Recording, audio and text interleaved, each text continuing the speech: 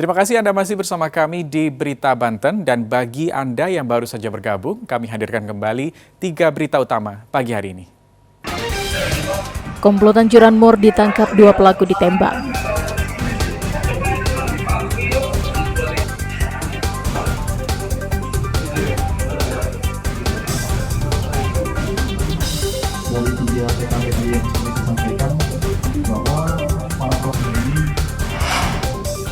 Operasi pasar akhir tahun diserbu warga.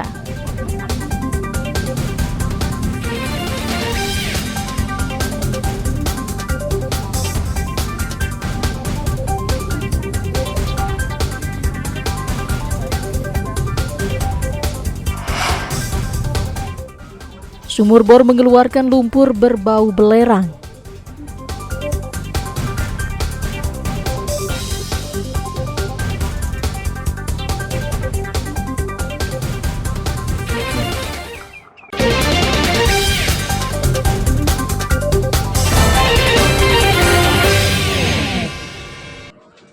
Berniat membuat sumur bor untuk mendapatkan air bersih, seorang warga di Desa Teras, Kecamatan Carenang, Kabupaten Serang, malah mendapatkan lumpur bau belerang.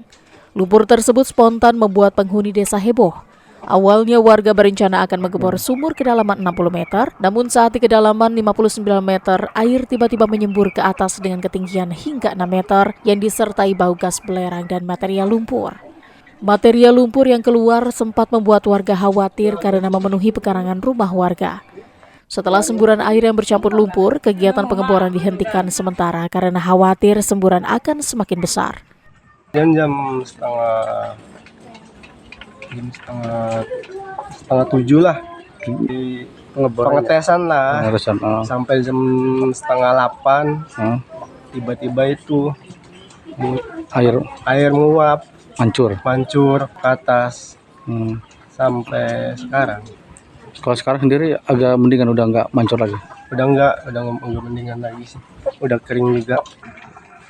Meski semburan sudah mengecil, namun warga khawatir semburan akan kembali keluar dan mengganggu warga. Ariel Maranus dan Ahmad Sayuti melaporkan dari Kabupaten Serang.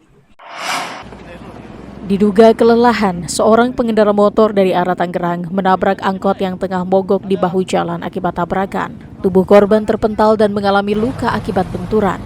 Pengendara motor yang diketahui bernama Adi langsung dievakuasi personil yang bertugas di Pos PAM dan Posyan Serang Timur.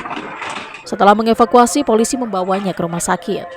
Terjadi kecelakaan di mana sepeda motor Honda Vario yang dikendarai oleh Muhammad Adi berjalan dari arah Serang menuju Tangerang, tiba di tempat kejadian menabrak Daihatsu angkot bagian belakang Nopol B1812 WTX yang dikendarai oleh saudara-saudari. Pada saat itu angkot tersebut sedang mogok di sisi kiri badan jalan.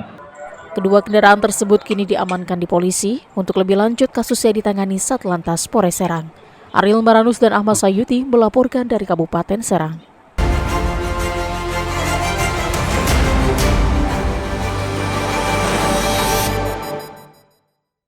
Libur Natal dan Tahun Baru yang berbarengan dengan libur sekolah banyak dimanfaatkan warga untuk berwisata atau berkunjung ke kampung halaman.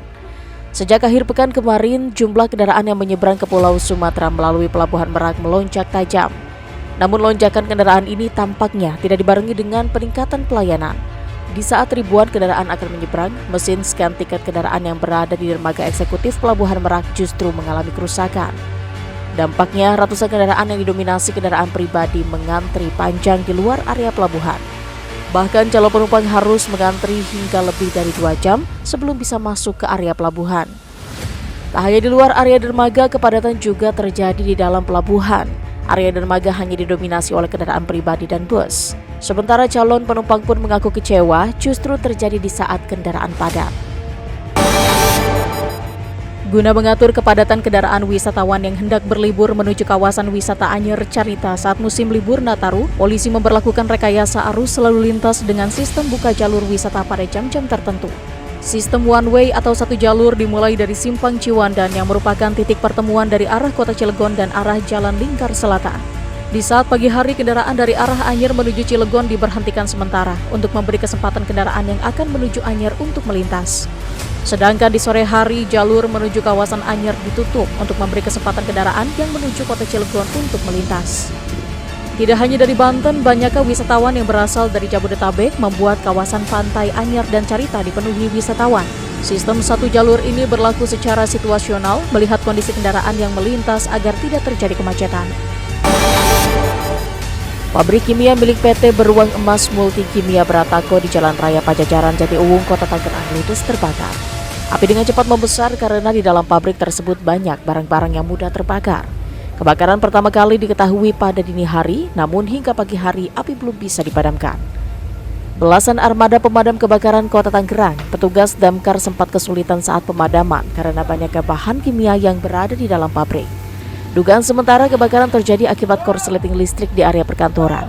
Api kemudian membesar dan merambat ke seluruh bagian pabrik hingga meludeskan seluruh pabrik resin kimia, pewarna kimia, dan tepung kimia.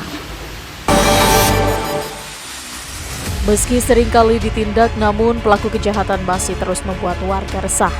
Banyaknya CCTV yang dipasang warga pun tidak membuat pelaku kejahatan gentar. Di Kabupaten Tangerang, komplotan perampok minimarket di Kecamatan Balaraja, Kabupaten Tangerang membobol ruko dengan menjebol rolling door. Komplotan ini menggasak isi ruko seperti rokok, makanan ringan, tabung gas, dan uang tunai. Namun sepandai-pandainya tupai melompat, pasti akan terjatuh juga. Kiasan terbukti setelah polisi mengikuti gerak-gerik mereka hampir 2 pekan. Hasilnya 4 dari 6 pelaku dibekuk anggota Satreskrim Polresta Tangerang. 2 pelaku ditangkap di Cikupa dan 2 orang lainnya ditangkap di Pedongkianan, Jakarta Barat. Sementara 2 orang lainnya masih dalam pengejaran tim Resmo. Komplotan yang ditangkap polisi ini merupakan sindikat pelaku perampokan minimarket lintas kota. Tak hanya di Kabupaten Tangerang, komplotan ini juga beberapa kali melakukan perampokan di Tangerang Raya. Sudah 23 minimarket dan toko sembako dibobol komplotan ini. Mirisnya, uang hasil kejahatan digunakan untuk membeli narkoba jenis sabu-sabu dan berfoya-foya. Ya, informasi tadi mengakhiri berita Banten pagi hari ini. Saya Rusdi Maulana mewakili kerabat kerja yang bertugas mengucapkan terima kasih. Selamat pagi dan sampai jumpa.